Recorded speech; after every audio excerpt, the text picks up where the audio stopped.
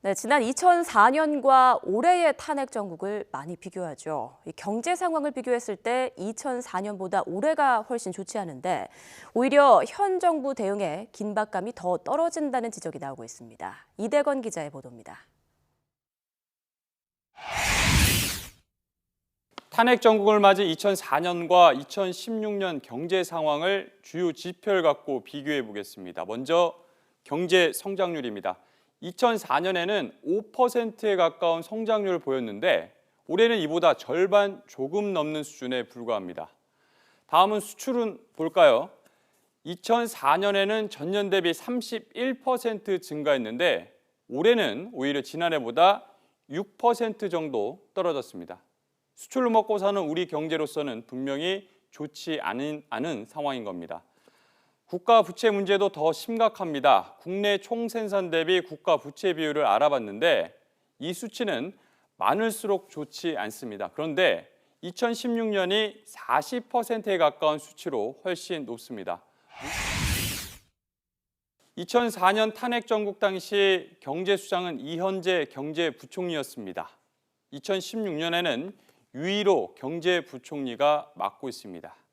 둘은 경력만 놓고 봐도 큰 차이가 있습니다. 이현재 전 부총리는 행시 출신으로 금융감독원장과 재정경제부 장관까지 거친 정통 경제관료 출신입니다. 옛 재경부 안에 이현재 사단이 있다는 얘기가 있을 정도로 조직 장악력이 큰 경제통이라고 할 수 있습니다. 유일호 부총리는 한국조세연구원장과 한국개발연구원 교수를 맡은 뒤 18대와 19대 국회의원을 거쳤고 이후 국토교통부 장관을 맡았습니다. 정통 관료 출신이라기보다는 정치인에 가깝다고 할 수 있습니다.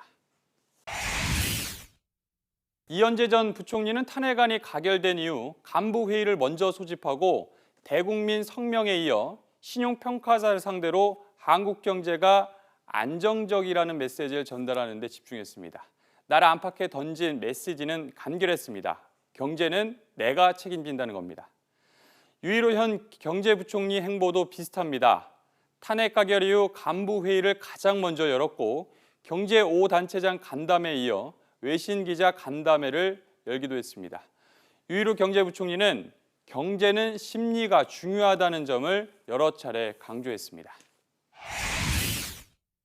경제수장을 맡고 있는 유일호 경제부총리의 행보를 보면 이현재 전 부총리 때의 경험을 많이 참고하는 것 같습니다. 그런데 상황이 더욱 나쁜데도 긴박감은 오히려 그때보다 더 떨어진다는 평가가 나오고 있습니다. 게다가 경제는 심리가 중요하다고 여러 차례 강조했는데 오히려 혼란을 부추길 수 있는 말도 나왔습니다. 바로 통화정책 관련인데요.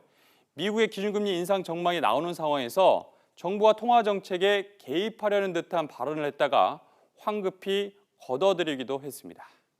재정 및 통화정책 여력을 바탕으로 경기 하방 요인에 적극 대응을 하고 서민 경제를 꼼꼼하게 챙기겠습니다. 잘 아시지만 괜히 또 잘못 만나면 뭔가 둘이 만나서 뭔가 또 이렇게 뭐 정부 당국이 뭐 통화정책에 개입하는 거 아니냐는 또 잘못된 인상을 줄 것 같아요. 그건 좀 조심. 지금처럼 경제 불확실성이 갈수록 높아지는 상황에서는 경제수장이 적극적으로 나서 경제는 내가 책임진다는 확실한 메시지를 전달하는 게 무엇보다 중요해 보입니다. YTN 이다운입니다.